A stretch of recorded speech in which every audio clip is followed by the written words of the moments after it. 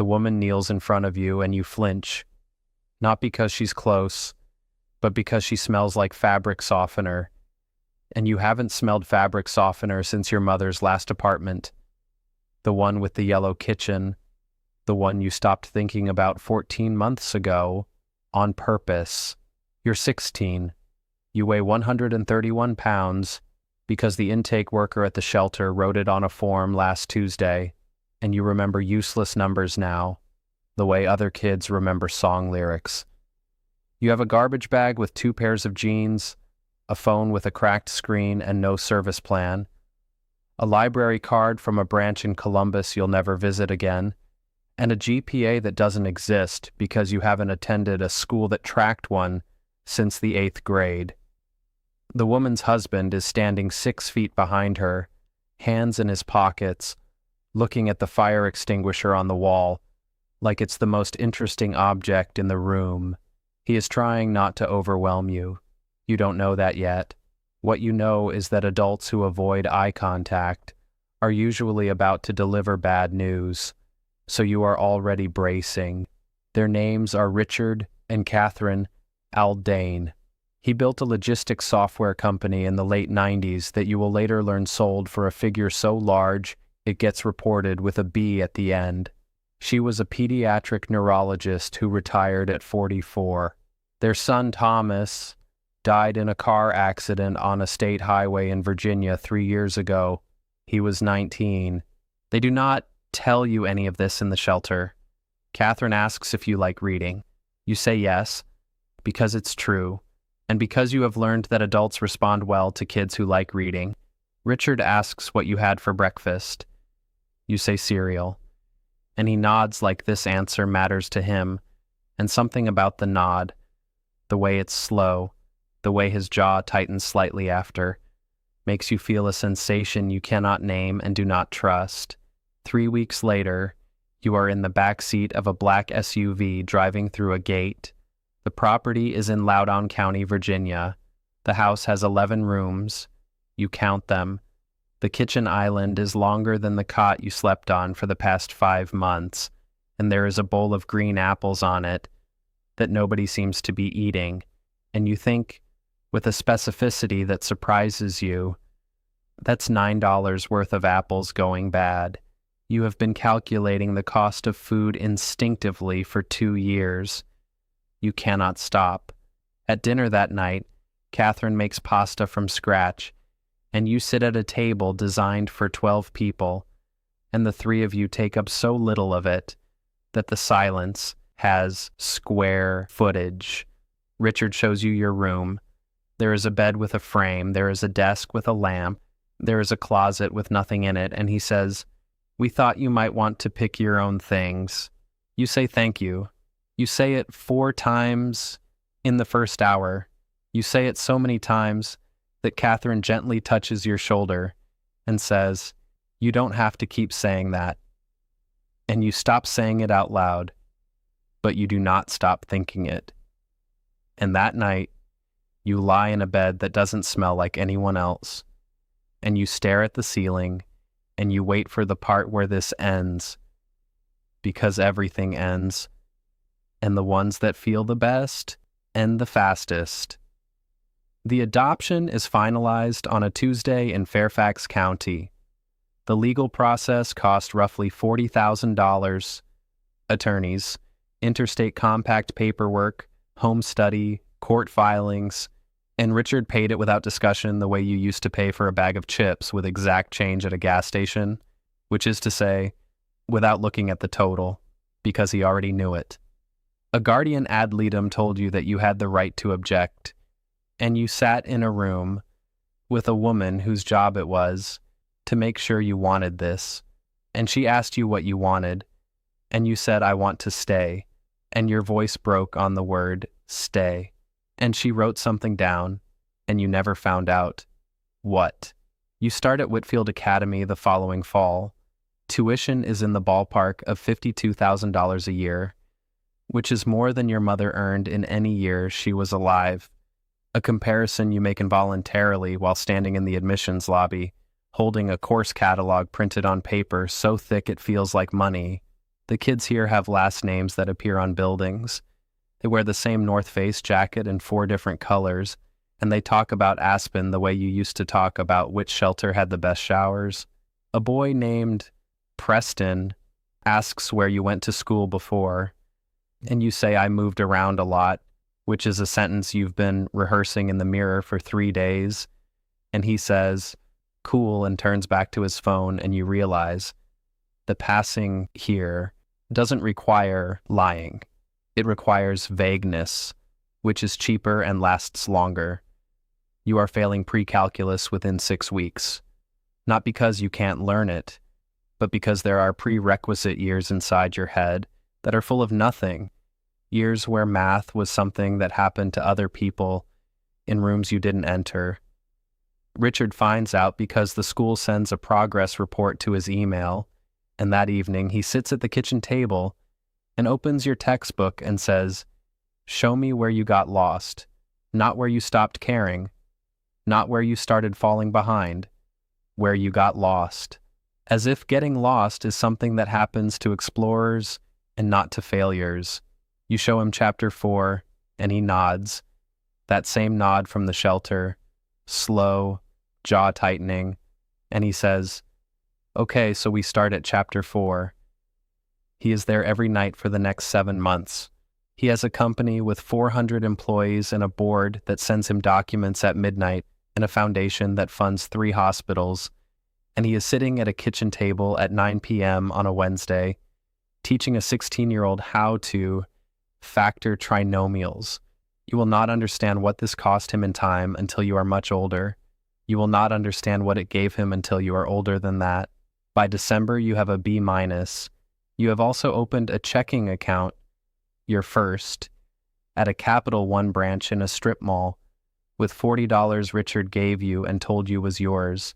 Not an allowance, not a reward, just yours. You check the balance on your phone more than you check anything else. $40. Still $40. The number doesn't change because you haven't spent any of it and no one has deposited more. But you check anyway, the way people touch a locked door twice. Catherine notices. She doesn't say anything.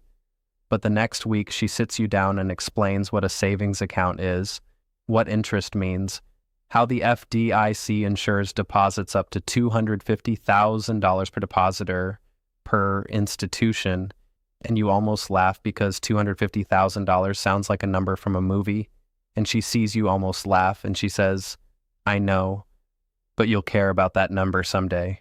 And she says it without smiling, which is how you know she means it. There is a boy from your old shelter named Darius. You think about Darius more than you talk about him. He was 17 when you left. He could fix anything. A radiator, a door hinge, a lighter that everyone else had given up on. He had a way of telling jokes where he wouldn't laugh at his own punchline. He'd just watch you laugh, and his eyes would get a little wider like your laughter was something he'd built and was proud of. Darius aged out of the system 8 months after you left, and you know the statistics even though you wish you didn't. Roughly 20% of youth who age out of foster care become homeless immediately. Between 3 and 4% will earn a 4-year college degree. You don't know where Darius is. You have searched his name on every platform you can think of, and the internet has nothing, which means either he has no digital footprint or he has no reason to create one, and you cannot decide which possibility frightens you more. Richard, one evening in the spring of your junior year, takes you into his office, the real one, the one at the house with the dual monitors and the framed photo of Thomas on the desk, and tells you he set up an irrevocable trust in your name. The trust holds index funds, mostly total stock market, and it is structured so that you receive distributions starting at 25, with the bulk accessible at 30. He explains the reasoning. The S&P 500 has returned roughly 10% annually over the long run. Compounding at that rate, money approximately doubles every 7 years. The trust is designed to grow while you grow, so that when you need it, it isn't just money, it's time. Time to take the right job instead of the urgent one. Time to fail at something that matters.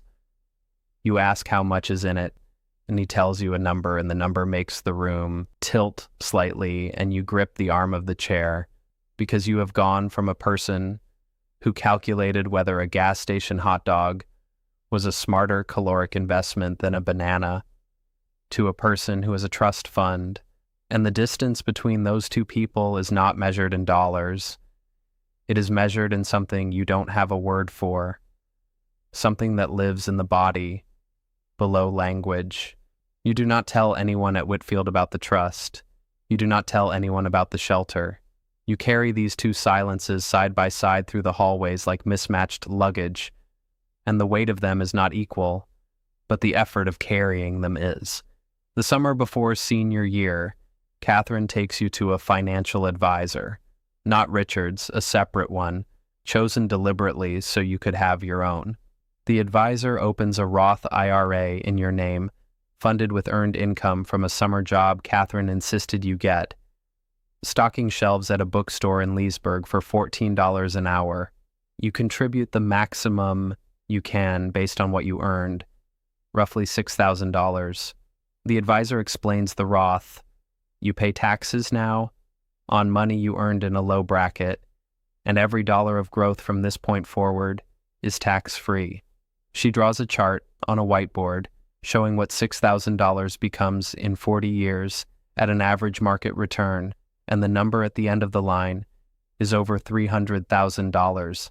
And you stare at it, and you think about Darius, who could fix anything, and you feel something hot behind your eyes that you redirect into a question about contribution limits so the financial advisor doesn't see. Senior year, you pull a 3.7 GPA. You get into the University of Virginia. Richard cries when the acceptance email comes, not in front of you, but Catherine tells you later, standing in the kitchen, pressing a dish towel against the counter like she's ironing it with her hands. And she says, "He went into the garage and sat in the car for 10 minutes. And you understand that the garage is where he goes to feel things he doesn't want to perform.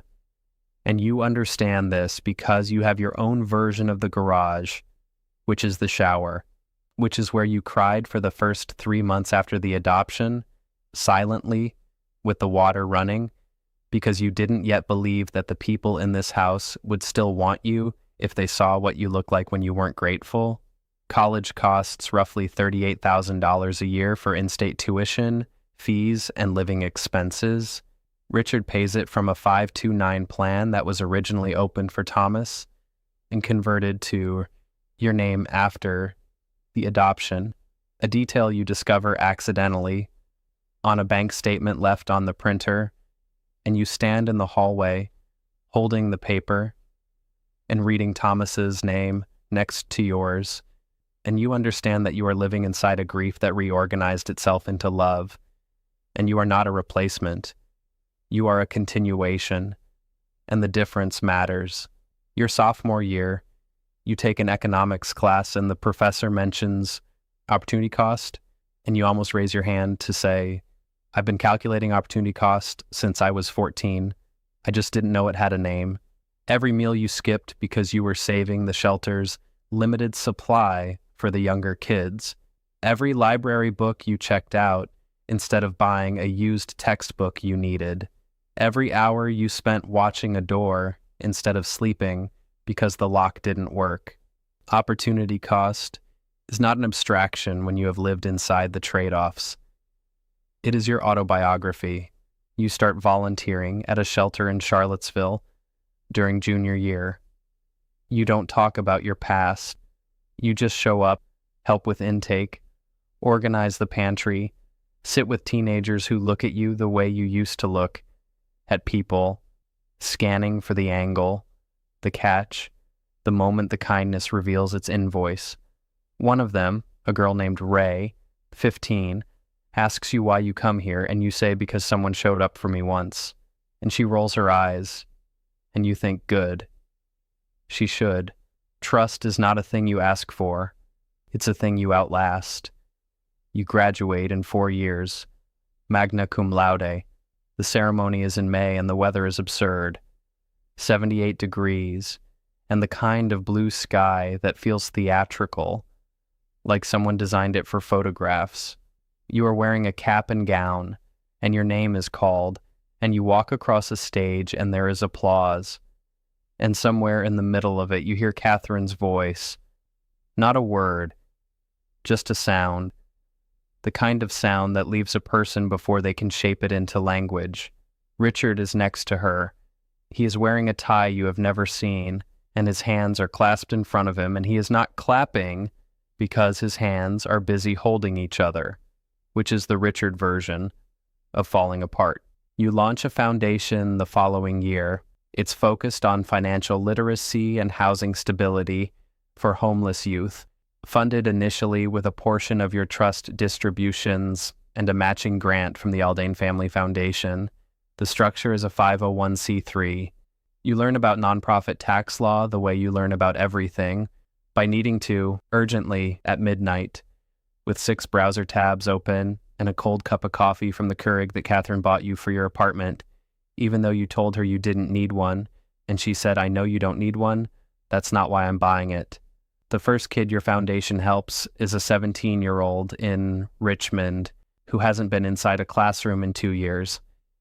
You sit across from him at a folding table and you recognize the posture, the shoulders pulled in, the eyes that track every exit, and you do not say, "I was you," because that would be a performance. You say, "What do you need right now?" And he says, "Shoes." And you buy him shoes. And then you buy him a graphing calculator because he mentioned he used to like math, past tense, and you want to turn that past tense into a present tense, and you know that sometimes the distance between those two tenses is a $40 calculator and someone who notices. Your foundation's first annual event is a small dinner, 50 people. You give a speech, you stand at a podium and you have notes, but you don't look at them because the thing you need to say is not in the notes. It is in the room. It is in the 2 people sitting in the front row who found you in a shelter. When you were a number in a system that processes roughly 700,000 unaccompanied homeless minors a year, and they did not see a number, you say, "Someone believed in me before I believed in myself," and the room is quiet. And Catherine reaches over and takes Richard's hand and his jaw tightens. That same tightening, the one from the very first day, the one you now understand, is not tension but containment. The way a person holds a feeling when the feeling is larger than the body it lives in. After the dinner, you sit in your car in the parking lot. The engine is off. Your phone screen shows a notification from your Capital One checking account. Your statement is ready, and you tap it open out of habit.